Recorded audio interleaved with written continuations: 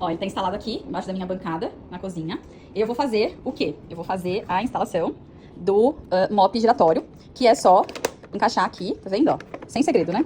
Só que é bom filmar pra vocês, né? Porque falar sem segredo, mas não filmei nada. Aqui é onde a gente tem a rodinha com 10 centímetros, ó, que ele levanta pra tapete, tá vendo? Aqui tem sensor, mais sensor aqui, rodinha, tudo funcionando, mais uma rodinha auxiliar, outros sensores, tá vendo?